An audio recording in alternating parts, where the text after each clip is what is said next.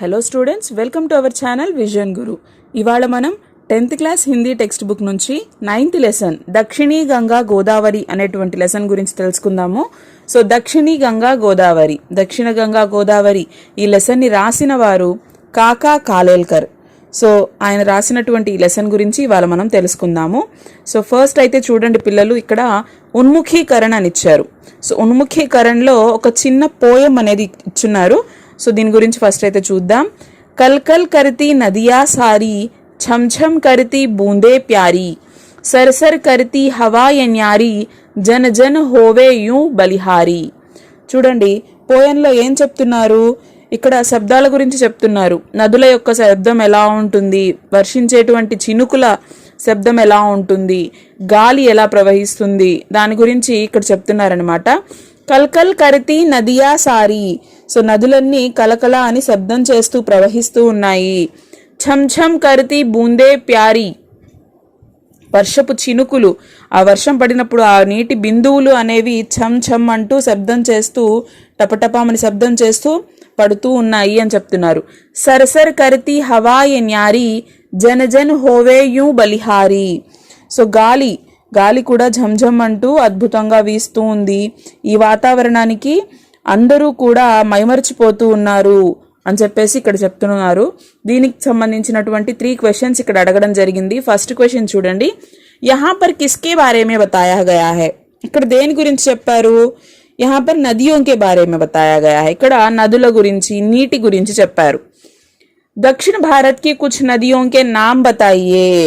దక్షిణ భారతదేశానికి చెందినటువంటి కొన్ని నదుల పేర్లు చెప్పండి అని చెప్పి అడిగారు. సో మామూలుగా మన నదుల పేర్లు మనం జనరల్గా చెప్పాల్సి ఉంటుంది. కృష్ణ, గోదావరి, కావేరి ఇలాంటివి అనమాట. గోదావరి నదికే బారేమే ఆప్ క్యా జాంతే హై. సో గోదావరి నది గురించి మీకేం తెలుసు అని అడిగారు. గోదావరి నది ఎలా అంటే, మనకి గోదావరి ధైర్యం కలిగినటువంటి ఒక మాతృమూర్తి. మన దేశంలో ఏంటి అంటే నదులని దైవంగా భావించడం జరుగుతుంది.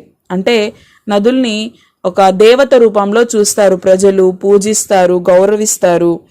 సో దాని గురించి ఇక్కడ మనము చెప్పాల్సి ఉంటుందన్నమాట.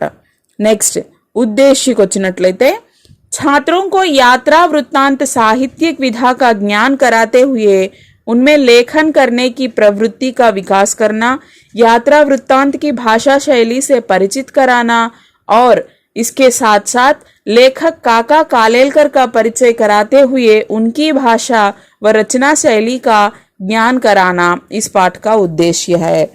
సో ఎందుకు ఈ లెసన్ ఇచ్చారు మనకి దక్షిణీ గంగా గోదావరి అంటే, విద్యార్థులకి యాత్రా వృత్తాంతం అంటే యాత్రలు, వాటి గురించిన నాలెడ్జ్ని కలుగజేయాలి.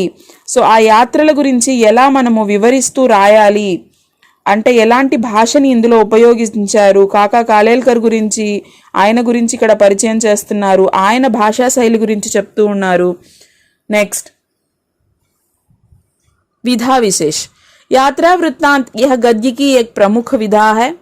यात्रा वृत्तांत पाठ में लेखक किसी दर्शनीय स्थल से संबंधित अपनी यात्रा की अनुभूतियों को रोचक और ज्ञानवर्धक ढंग से प्रस्तुत करता है.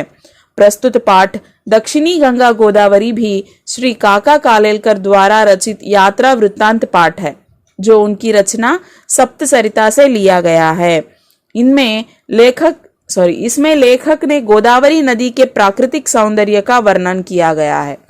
సో పాఠ కా విధా క్యా హై బచ్చో, పాఠ కా విధా హై యాత్రా వృత్తాంత్. సో ఒక్కొక్క లెసన్కి ఒక్కొక్క విధా, ఒక్కొక్క టైప్ ఆఫ్ లెసన్స్ ఉన్నాయి మనకి.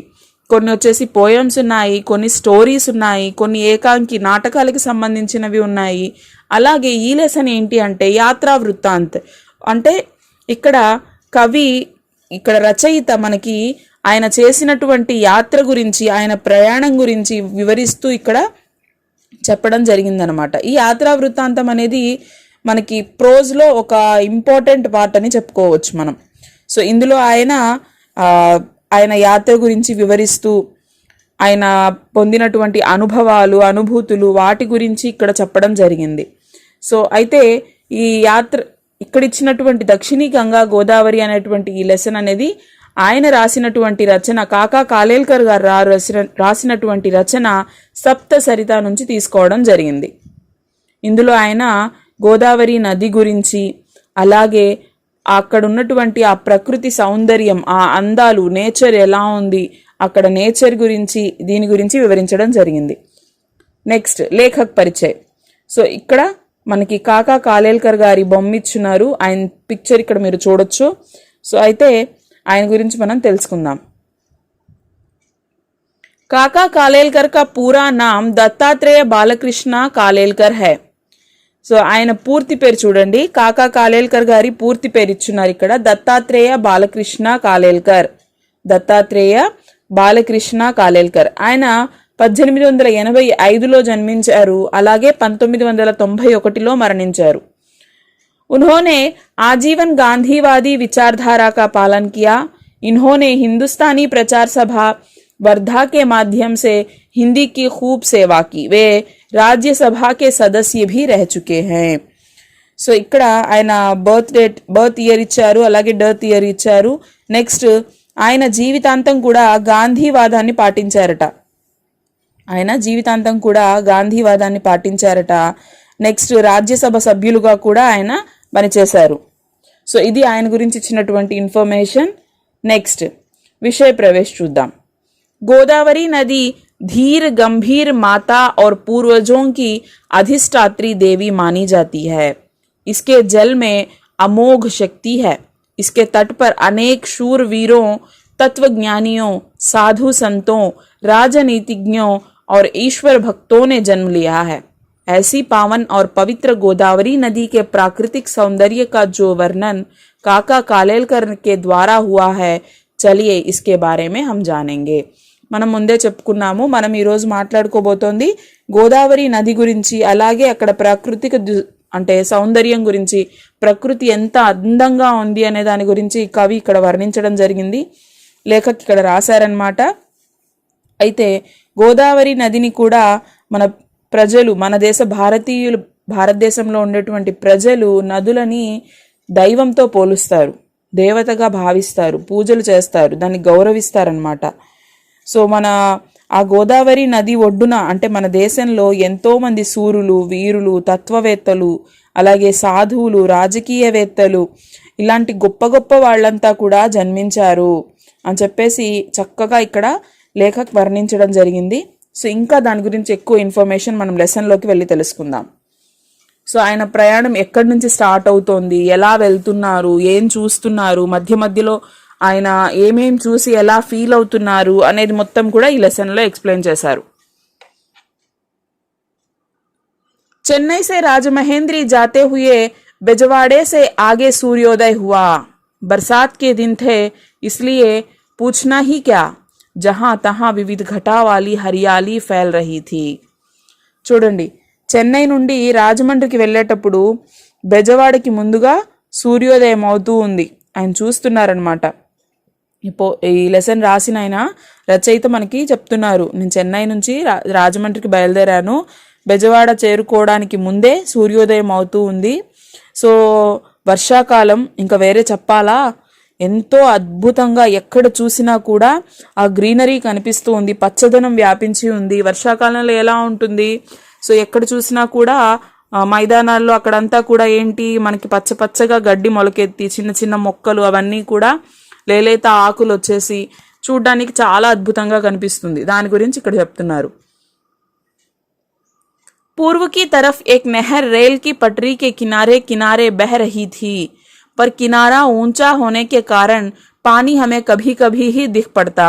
सिर्फ तितली की तरह अपने अपने पाल कतार में खड़ी हुई नौकाओं पर ही हमें नहर का अनुमान करना पड़ता था. बीच बीच में छोटे छोटे तालाब भी मिलते. इनमें रंग बिरंगे बादलों वाला आसमान नहाने के लिए उतरता हुआ दिखाई पड़ता और इससे पानी की गहराई और भी अथाह हो जाती.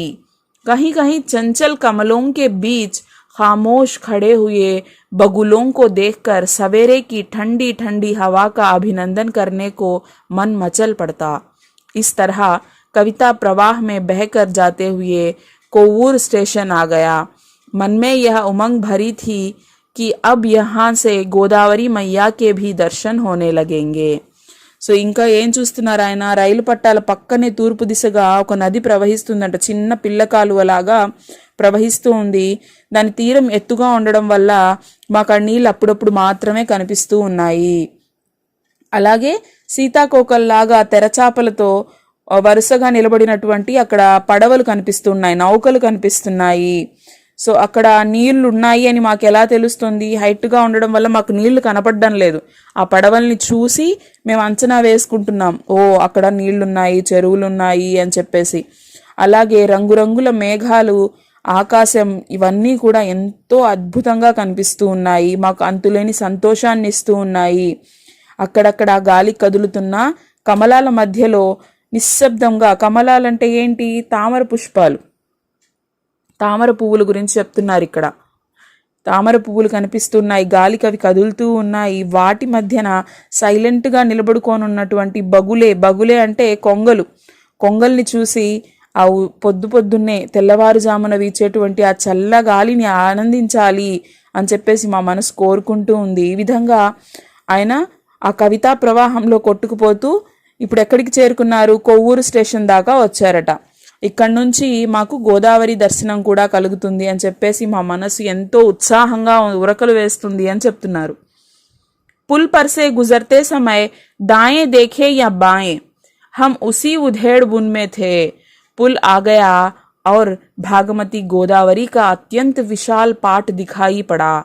मैंने गंगा, सिंधु, सोनभद्र, ऐरावती जैसी महानदियों के विशाल प्रवाह भरकर देखे हैं.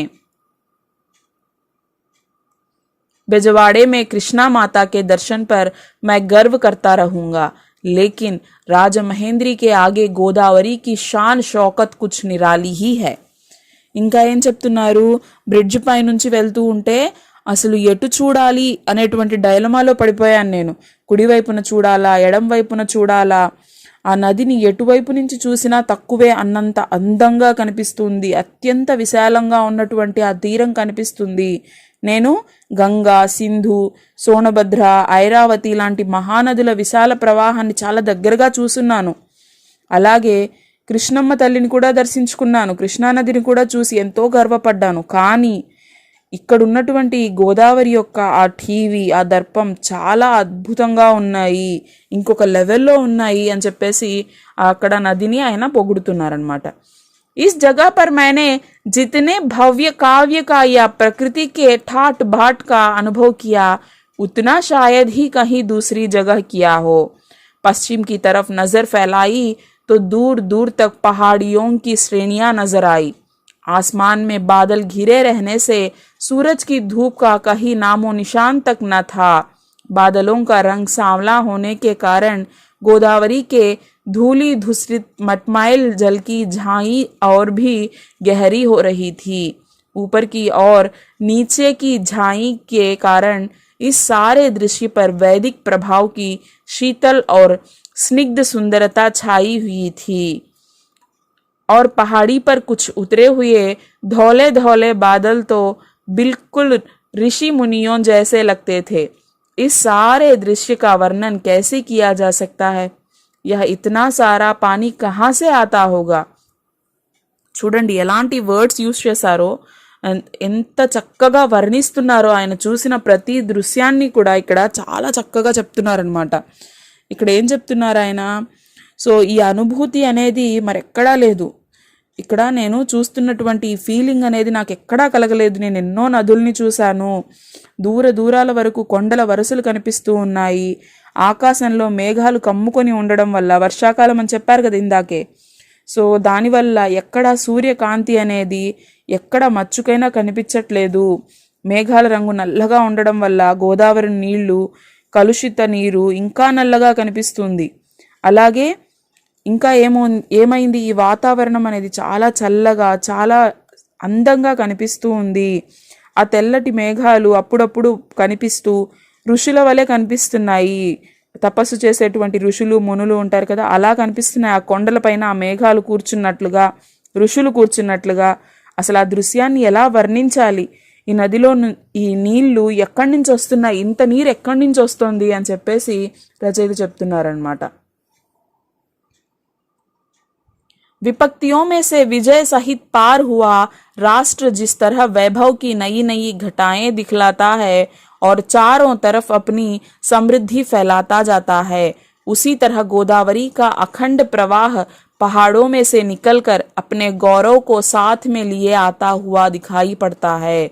छोटे बड़े जहाज तो नदी के बच्चे हैं, जो माता के स्वभाव से परिचित होने के कारण उसकी गोद में मनमाना नाचे, खेले, उछले और कूदे, तो उन्हें इससे रोकने वाला कौन है। लेकिन बच्चों की उपमा तो इन नावों की अपेक्षा प्रवाह में जहां तहां पड़ते हुए भंवरों को देनी चाहिए। कुछ देर दिख पड़े, थोड़ी ही देर में भयानक तूफान का स्वाग रचा और एक ही पल में खिलखिलाकर हंस पड़े। ये भंवर न जाने कहाँ से आते और कहाँ चले जाते हैं। సో చూడండి ఏం చెప్తున్నారు ఆయన, కష్టాలపై విజయాన్ని సాధించిన దేశం తన ఆ ప్రౌడ్నెస్ని ఎలా అయితే చూపిస్తూ ఉంటుందో, గోదావరి కూడా, ఈ నది కూడా తన ప్రవాహాన్ని కొండల్లో నుంచి కూడా కొండల నుంచి కూడా ప్రవహిస్తూ అలా చాటుకుంటుంది, తన టీవీని చాటుకుంటూ ఉంది. సో చిన్న పెద్ద పడవలన్నీ కూడా ఈ నదికి బిడ్డల్లాగా అనమాట.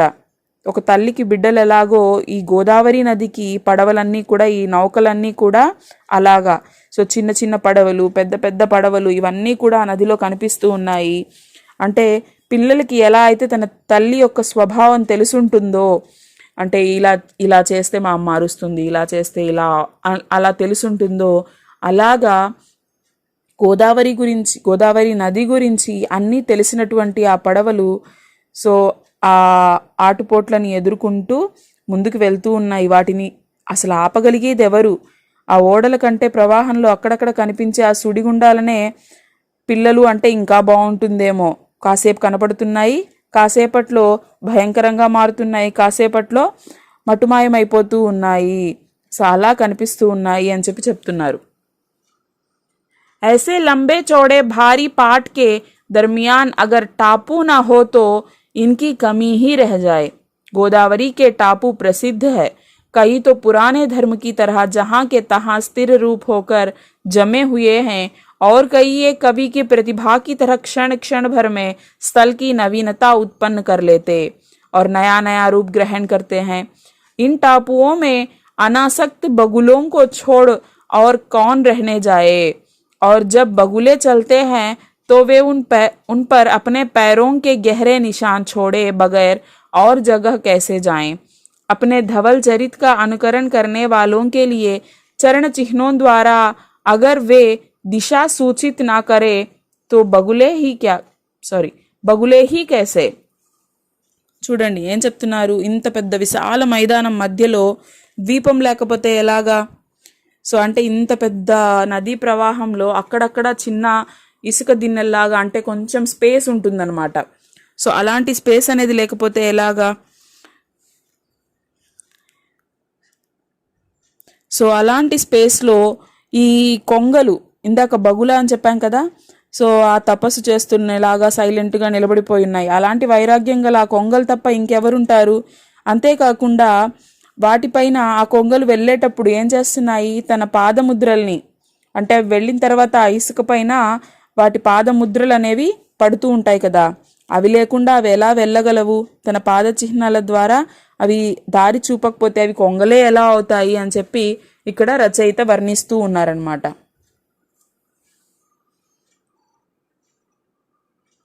नदी का किनारा यानी मनुष्य की कृतज्ञता का अखंड उत्सव. किनारे पर के सफेद महल और मंदिर और उनके ऊंचे ऊंचे शिखर ही एक अखंड उपासना है, परंतु इतने ही से काव्य संपूर्ण नहीं हो जाता.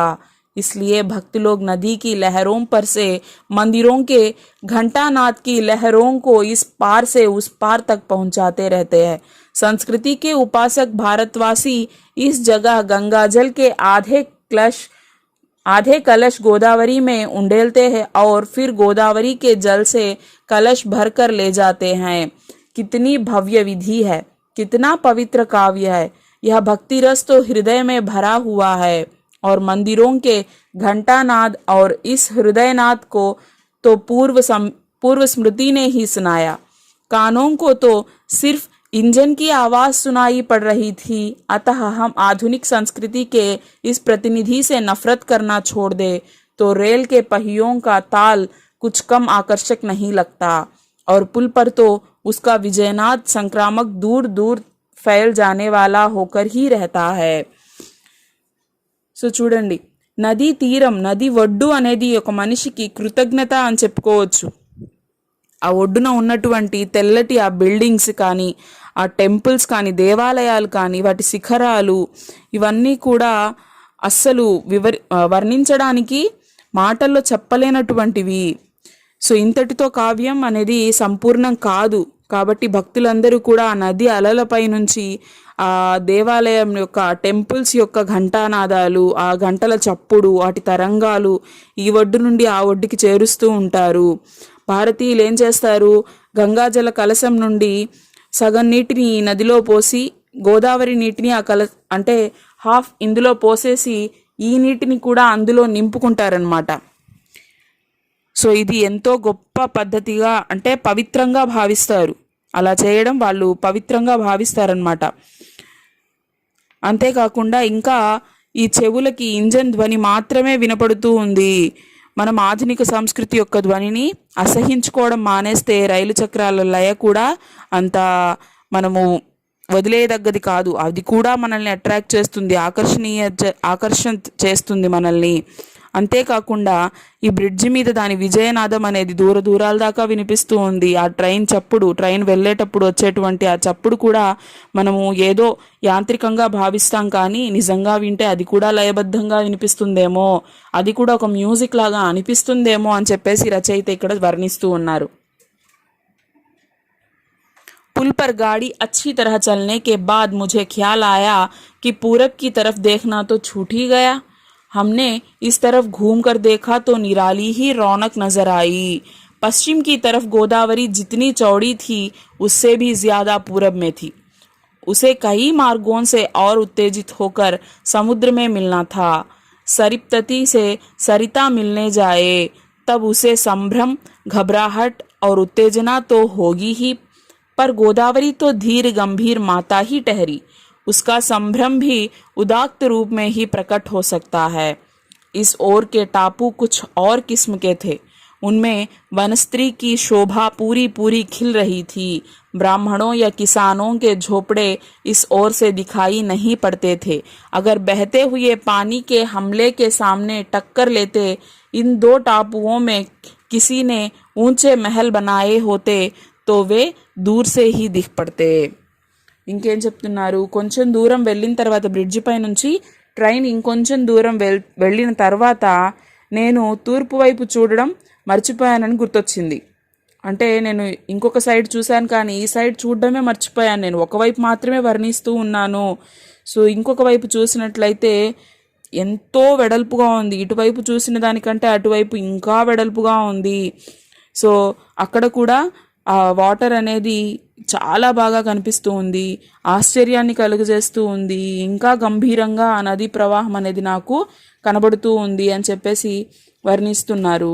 అలాగే ఇక్కడ ఎత్తైన భవనాలు కట్టినట్లయితే అవి దూరం నుంచే కనిపించేవేమో, కానీ ఇక్కడ హౌసెస్ మాత్రం నాకేమీ కనిపించట్లేదు. పెద్ద పెద్ద బిల్డింగ్స్ అయితే బహుశా కనిపించేవేమో, ఇప్పుడు మాత్రం నాకు కనిపించట్లేదు అని చెప్పేసి చెప్తున్నారు. कुदरत ने तो सिर्फ ऊंचे ऊंचे पेड़ों की विजय पताकाएं खड़ी कर रखी थी और बाईं ओर राजमहेंद्री और धवलेश्वर का सुखी जनसमाज आनंद मना रहा था. ऐसे दुर्लभ दृश्य के दर्शन से तृप्त होने से पहले ही दाहिनी ओर नदी के किनारे से सटकर मस्ती और अल्हड़पन के साथ बहते हुए कांच की सफेद क्लगियों का स्थावर प्रवाह दूर दूर तक जाता हुआ नजर आ रहा था. नदी के पानी में उन्माद था, उसमें लहरें न थी. कलगियों के इस प्रवाह ने हवा के साथ साथ जो षड्यंत्र रचा था उससे वह मनमानी हिलोरें उछाल सकता था, कम हो भी क्यों. लेकिन कांस की कलगियों का प्रवाह तो बहती ही जा रहा था. गोदावरी के प्रवाह के साथ होड़ करते हुए भी उसे संकोच न होता था. और वह संकोच क्यों करे, गोदावरी माता के विशाल तट पर इसने क्या कम स्तन्यपान किया था। చూడండి ఇక్కడ కూడా ఏం చెప్తున్నారు రచయిత. సో మాతా గోదావరి గురించి ఇక్కడ వివరిస్తూ ఉన్నారు. అలాగే దాని అందాన్ని గురించి, దాని ప్రవాహాన్ని గురించి ఇక్కడ చెప్తూ ఉన్నారనమాట. माता गोदावरी राम लक्ष्मण और सीता से लेकर बूढ़े जटायु तक सबको तूने ही स्तन्यपान कराया है. तेरे तट पर शूरवीर भी पैदा हुए हैं और बड़े बड़े तत्वज्ञानी भी, साधु संत भी जन्मे, धूम्रधर राजनीतिज्ञ भी और ईश्वर भक्त भी. चारों वर्णों की तू माता है. मेरे पूर्वजों की तू अधिष्ठात्री देवी है. नई नई आशाओं को लेकर मैं तेरे दर्शन के लिए आया हूँ. तेरे जल में अमोघ शक्ति है.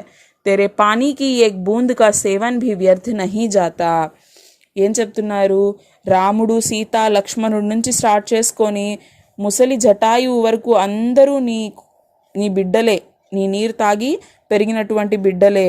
వాళ్ళకు కూడా నువ్వు నీటిని అందించావు.